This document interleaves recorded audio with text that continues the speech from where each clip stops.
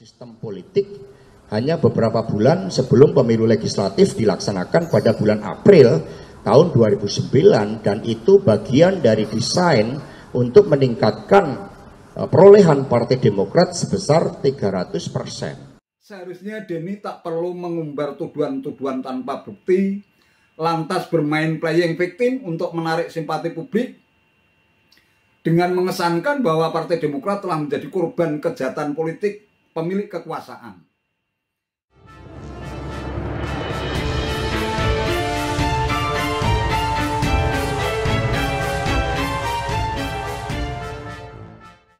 Assalamualaikum warahmatullahi wabarakatuh. Salam sejahtera untuk kita semua, salam budaya.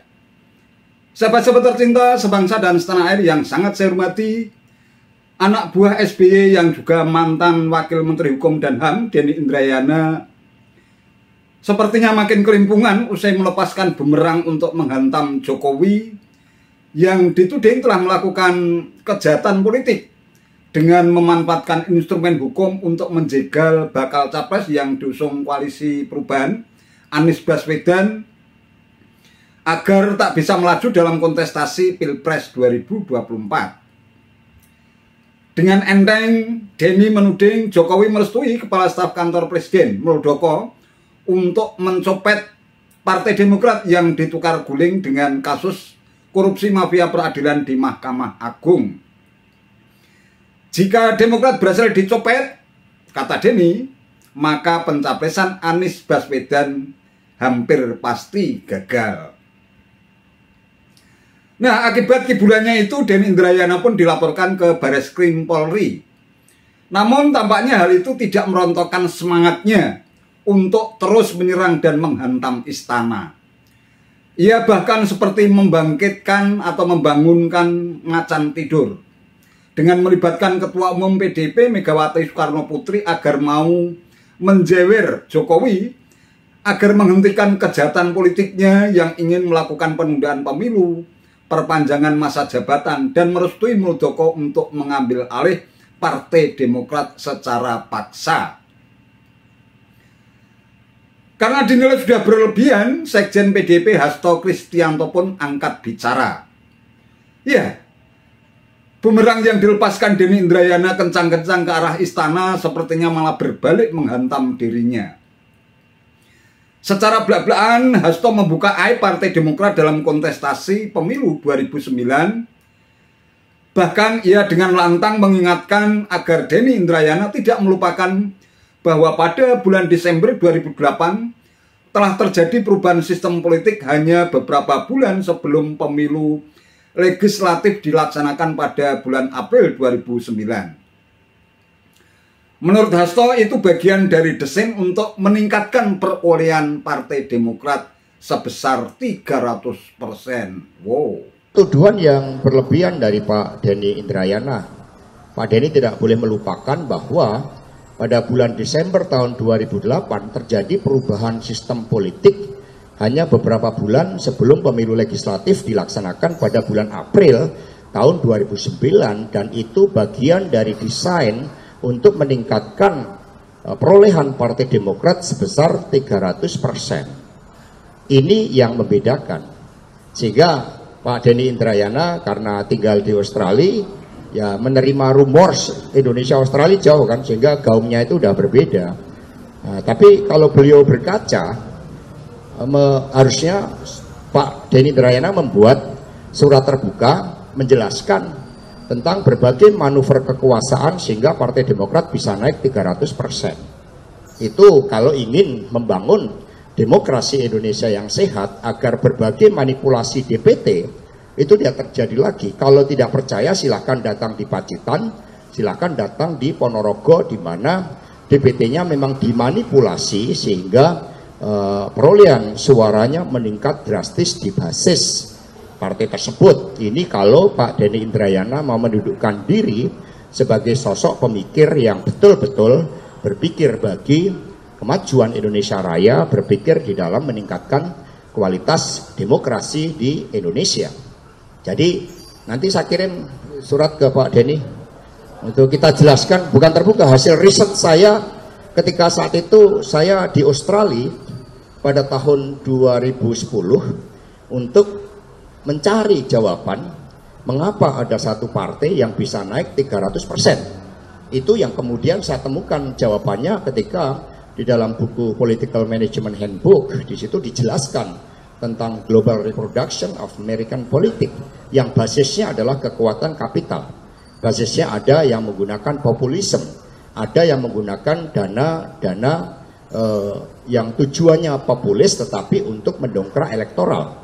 Penelitian Marcus Metzner selama 6 bulan terakhir menjelang pemilu bulan April dibelanjakan 2 miliar US dollar sebagai dana elektoral. Inilah yang seharusnya dikritisi oleh sosok akademisi seperti Pak Denny Indrayana. Itu baru beliau sebagai intelektual.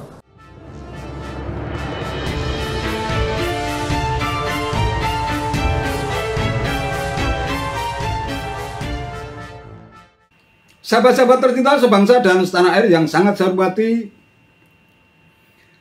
Partai Demokrat yang diduga memanipulasi daftar pemilih tetap atau DPT bisa jadi memang ada benarnya. Kalau kita lihat rekam jejak Partai Demokrat sejak mengikuti pemilu untuk yang pertama kalinya pada tahun 2004 yang berlangsung pada tanggal 5 April 2004, Partai Demokrat berada di urutan kelima dengan perolehan suara 8.458.825 suara atau 7,45%.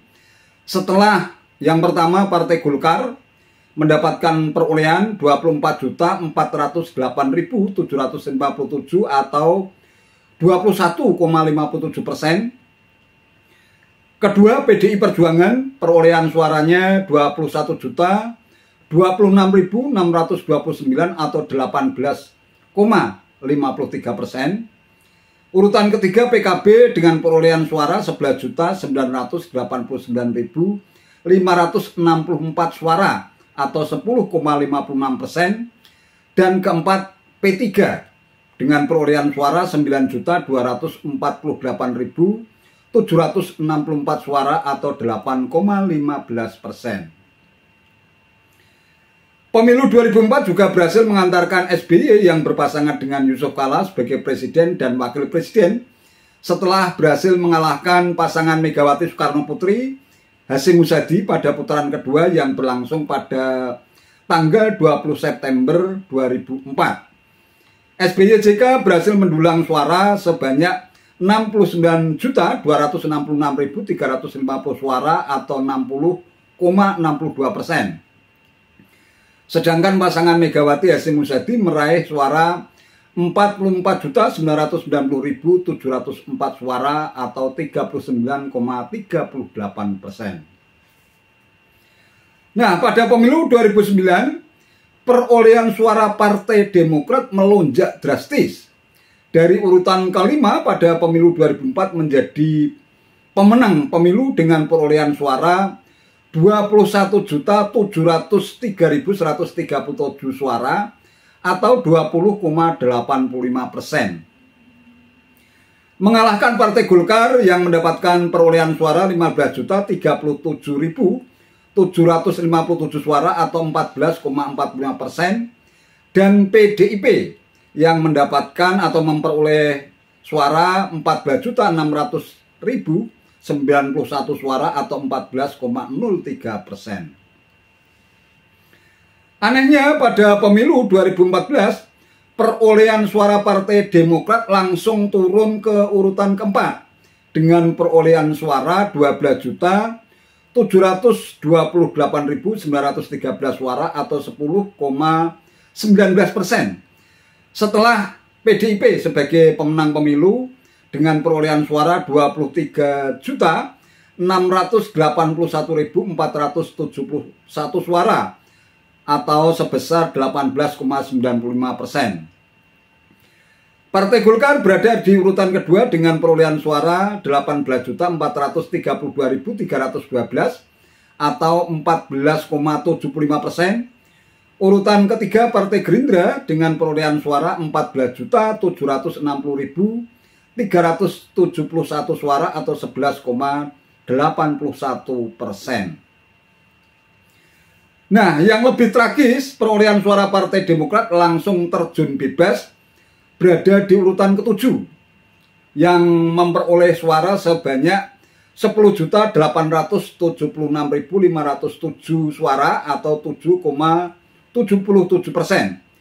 Setelah PDIP yang menjadi pemenang pemilu dengan perolehan suara 27.053.961 suara atau 19,33%. Urutan kedua Partai Gerindra dengan perolehan suara 17.594.839 suara atau 12,57%.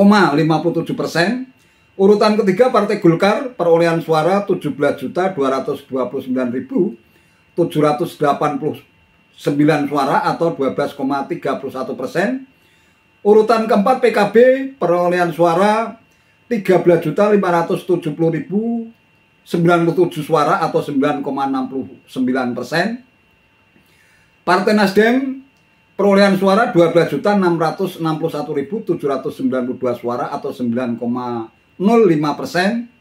Dan PKS mendapatkan suara 11.493.663 suara atau 8,21%.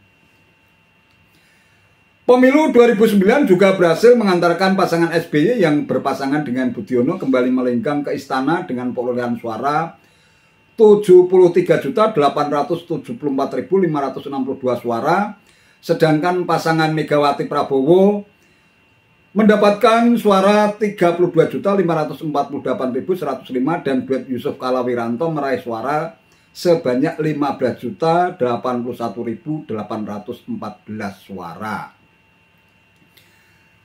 Bisa jadi itulah yang melatar belakangi kenapa Sekjen PDIP Hasto Kristianto merasa kepo dan penasaran. Kok bisa ada parpol yang kenaikan suaranya bisa mencapai 300%? Sehingga terusik untuk melakukan riset khusus pada tahun 2010. Tentu kita sepakat dengan pernyataan yang cukup menantang yang dilontarkan oleh Hasto Kristianto. Kalau memang Denny Indrayana ingin berkontribusi untuk menegakkan nilai-nilai demokrasi, penegakan supremasi hukum, dan menggunakan pendekatan politik yang penuh kearifan dan fatsun politik, seharusnya Denny tak perlu mengumbar tuduhan-tuduhan tanpa bukti, lantas bermain playing victim untuk menarik simpati publik, dengan mengesankan bahwa Partai Demokrat telah menjadi korban kejahatan politik pemilik kekuasaan. Jangan cengeng dan gampang baperan dong. Ayo buktikan kalau memang Partai Demokrat parpol yang benar-benar berkhidmat untuk memperjuangkan nasib rakyat. Jangan sedikit-sedikit mengeluh dizalimi, dicopet, atau bahkan dirampok penguasa. Tidak elok itu namanya. Itu saja yang bisa saya sampaikan. Terima kasih atas perhatiannya. Wassalamualaikum warahmatullahi wabarakatuh.